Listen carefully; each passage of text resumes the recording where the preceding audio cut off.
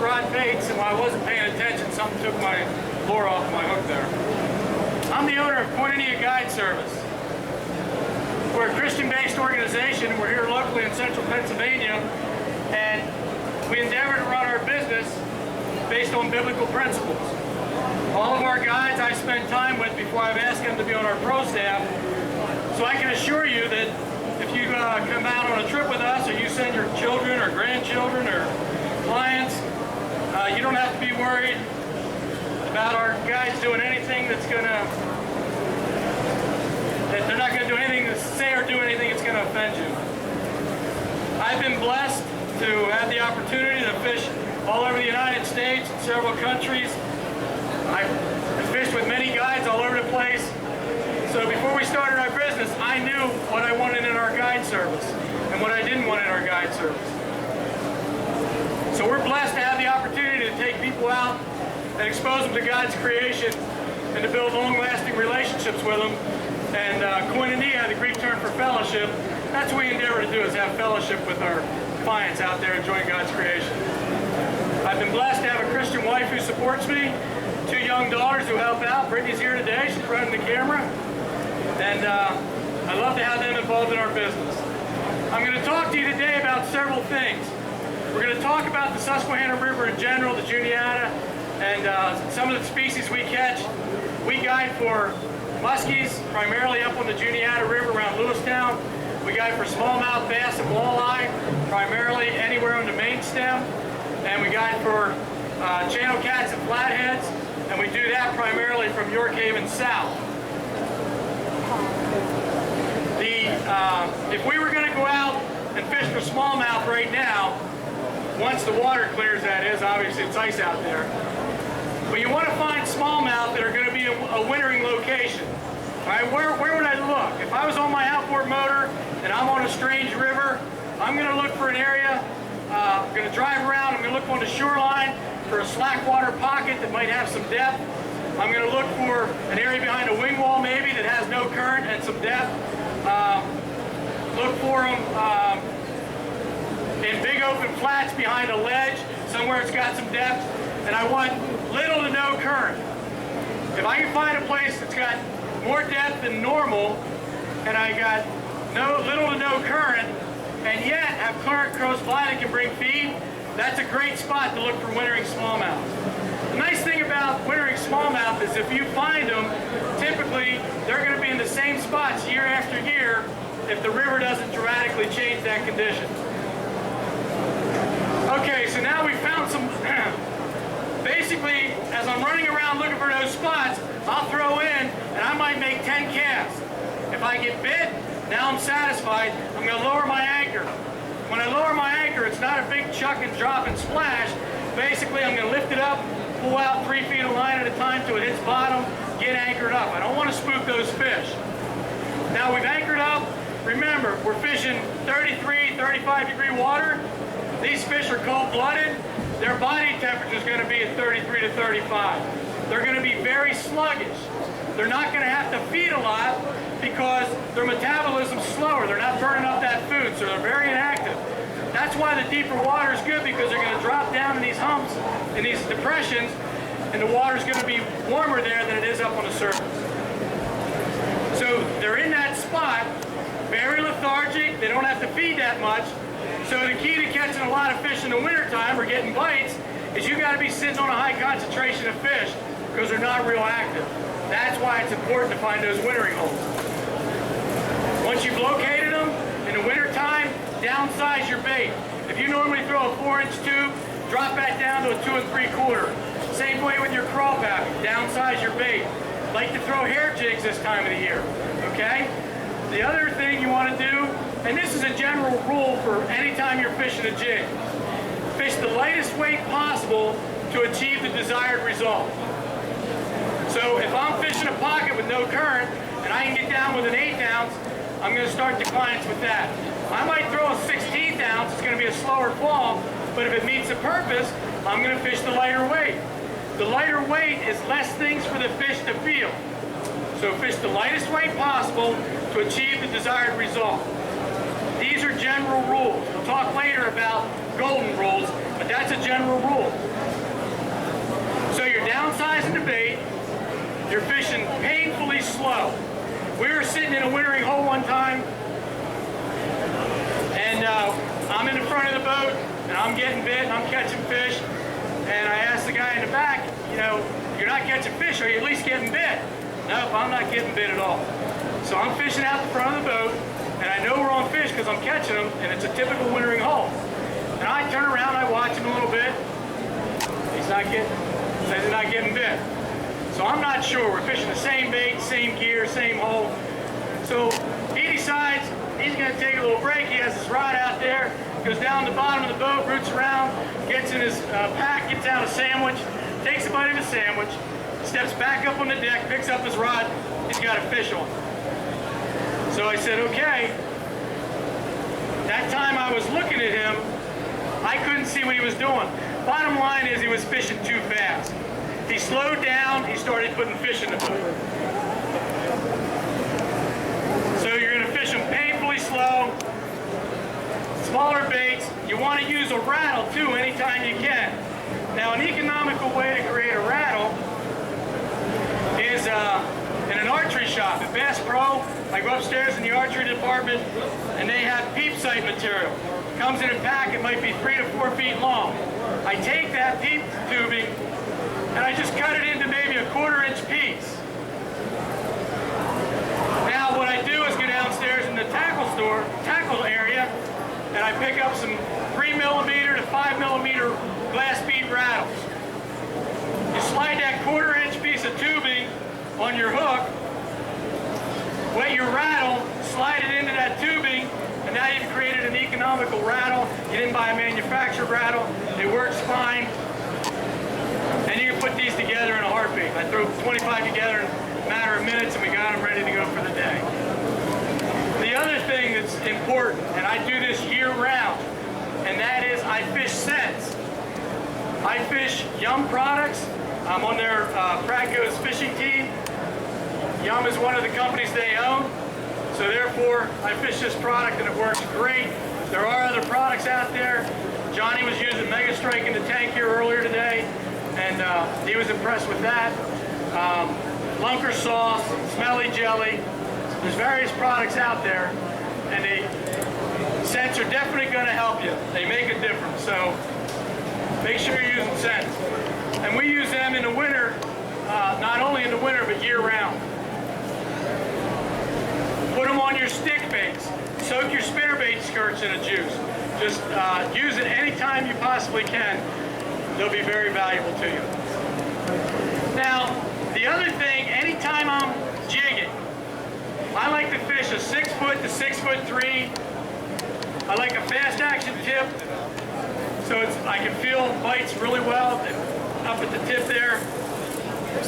I'm fishing braided line. I fish this line right here. This is 8-pound test. It's Bass Pro Shops XL braid. I've been fishing it for a year. I'm going to give it a go another year. I like it, but at this point, I like the Suffix 832 better. 832 sinks. It's a sinking braid, and for jig fishing, that works out very well. How many guys fish braided line, guys and gals? How many people fish braid? You people who aren't fishing braid, do you fish jigs? All right, I'm going to tell you a story. If you're not fishing braid, you're not feeling all your bites.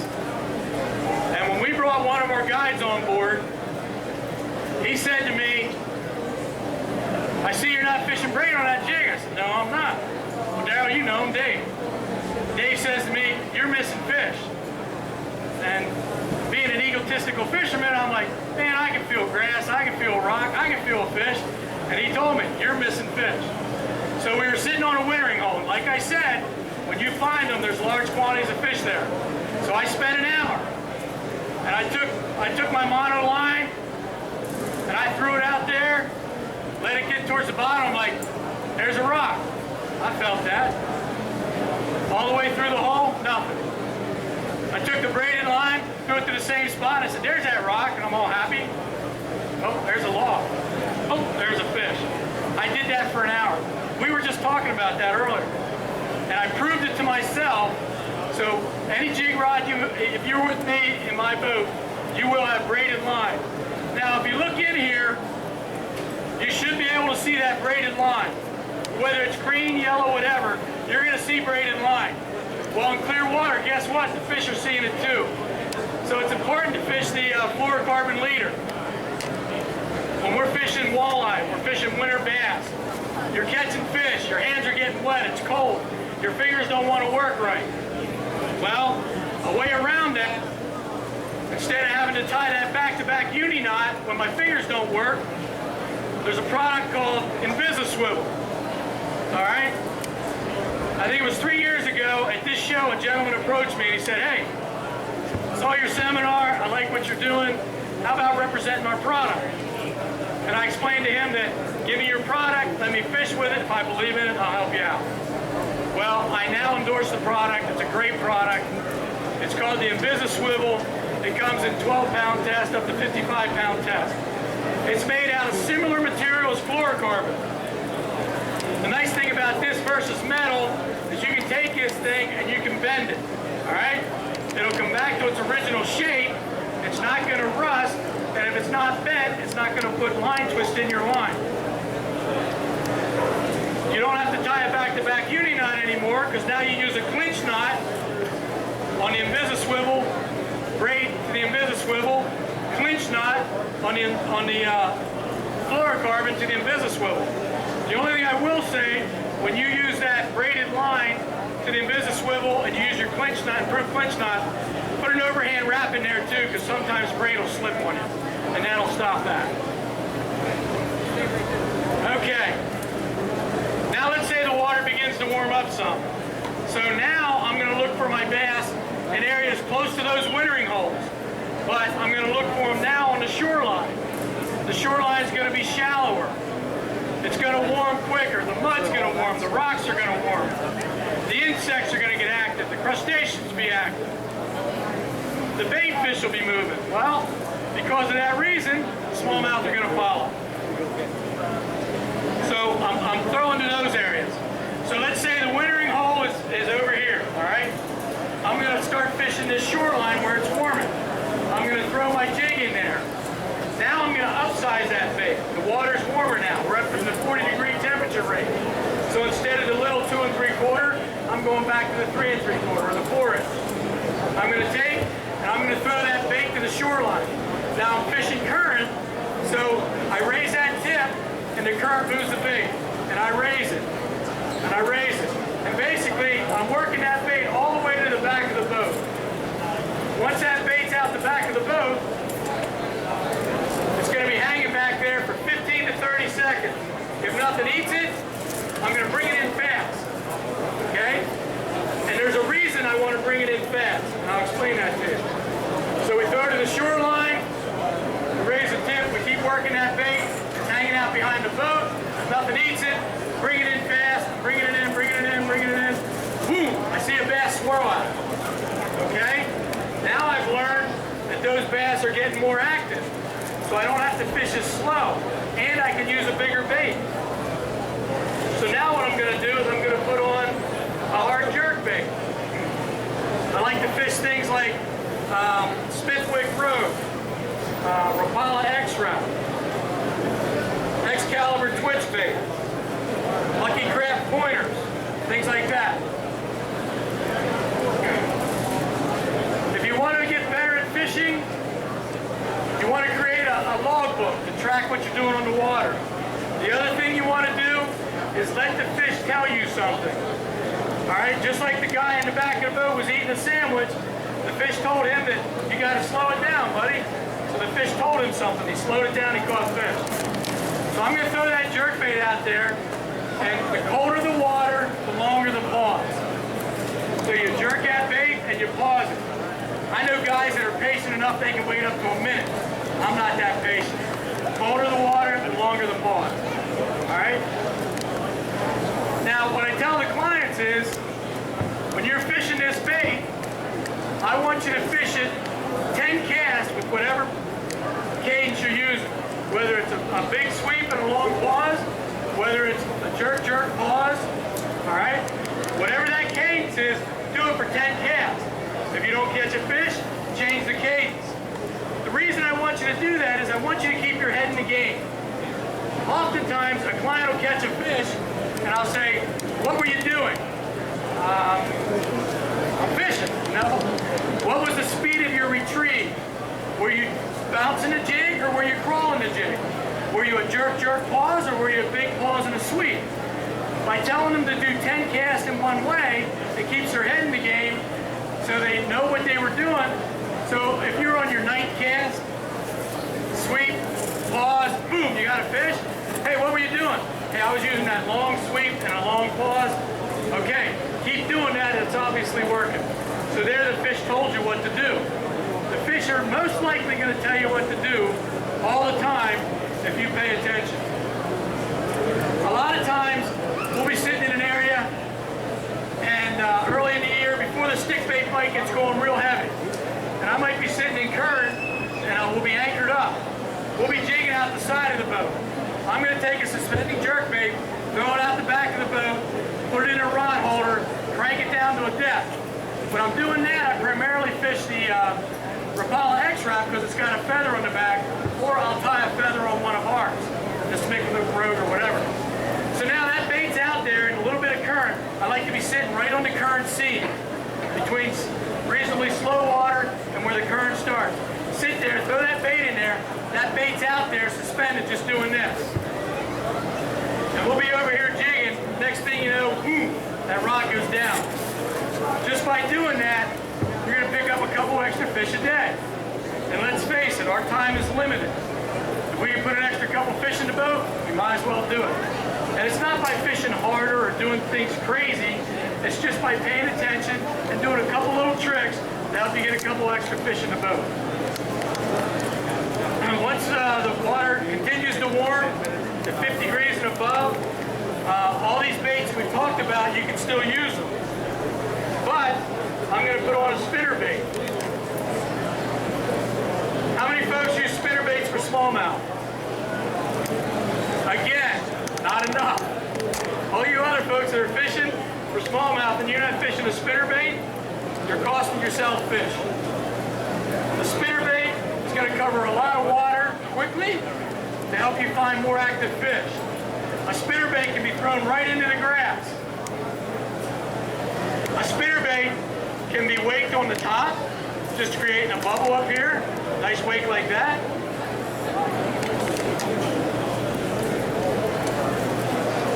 Spinner bait, you can throw it out there.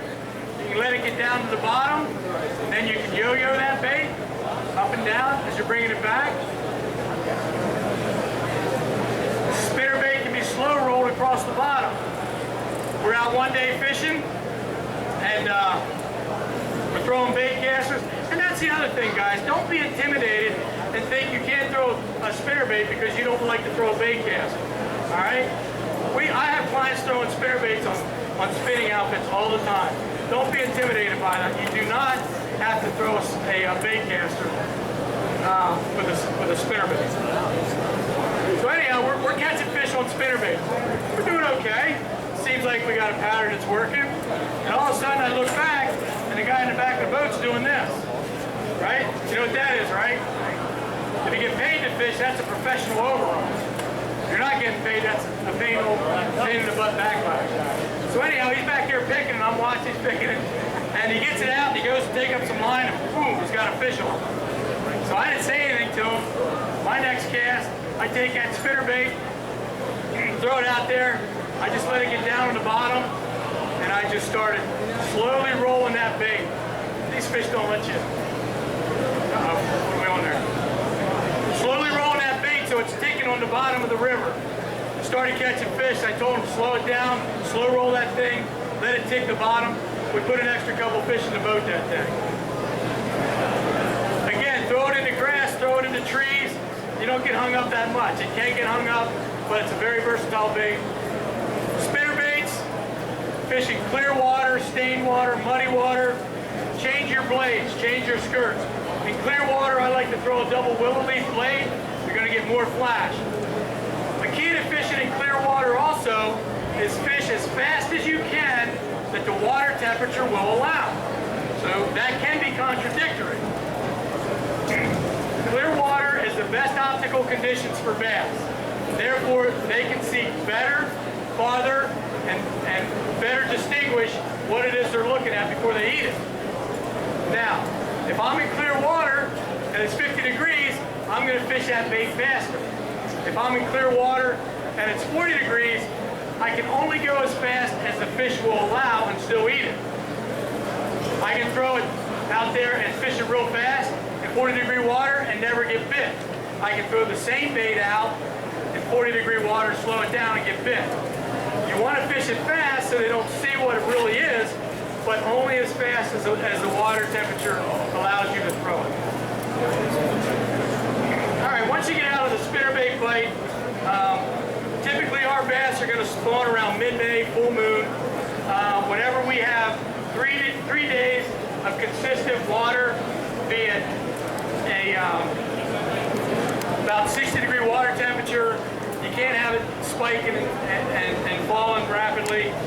You can't have the river rising and dropping rapidly. You need some stable conditions. They'll be on the beds.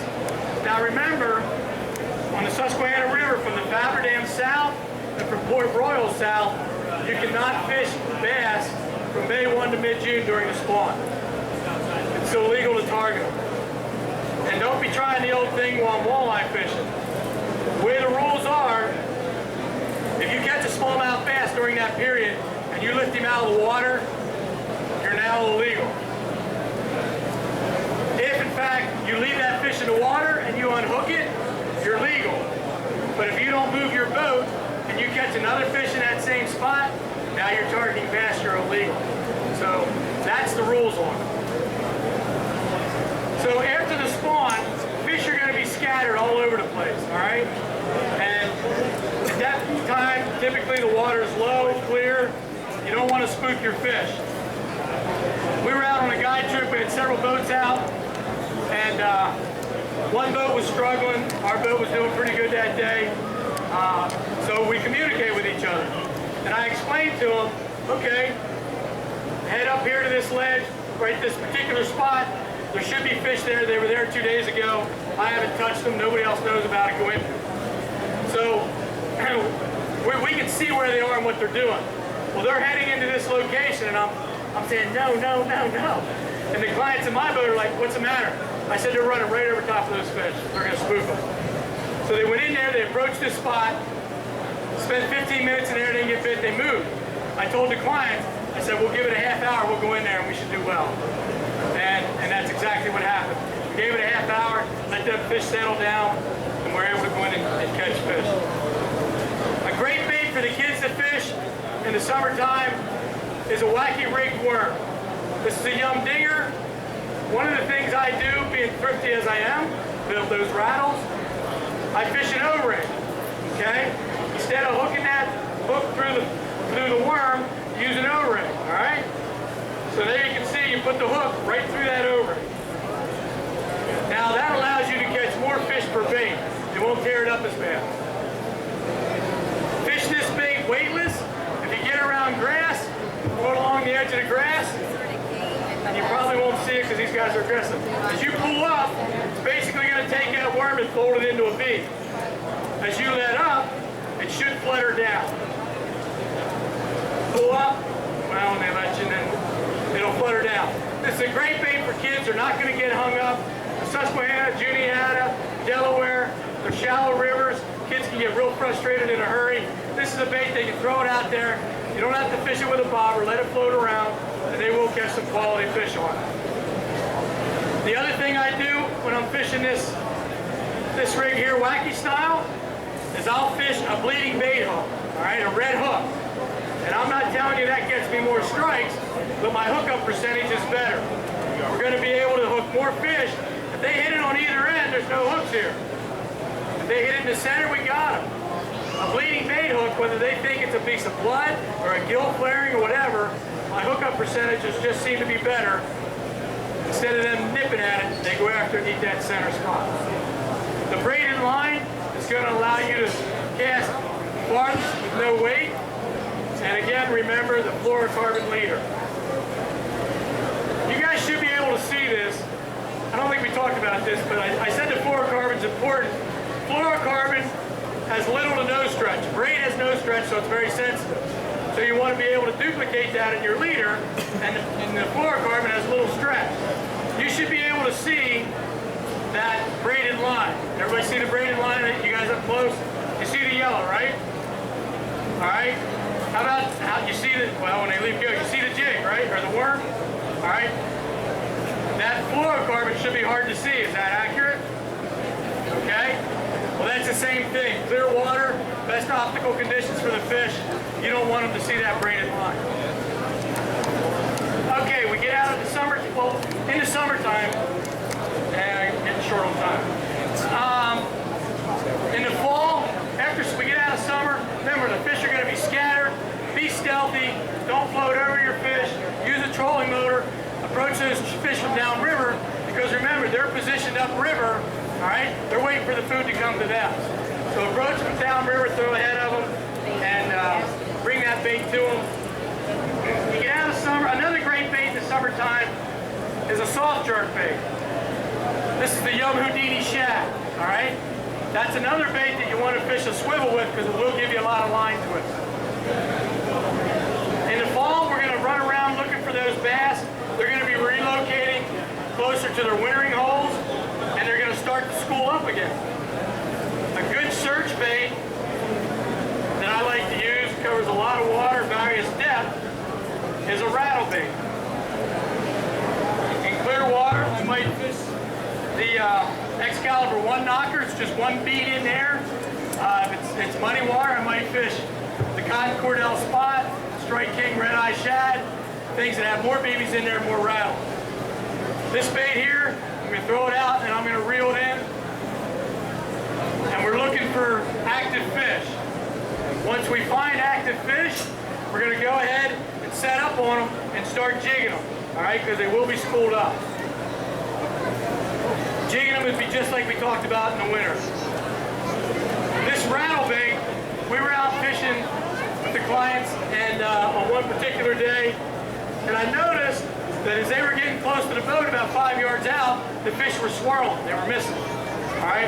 I'm not sure how far that fish was following. Maybe it was under the boat. I don't know. But we noticed that was going on. And they were catching fish on the rattle bait. But again, we're looking for things that might produce an extra couple fish a day for you.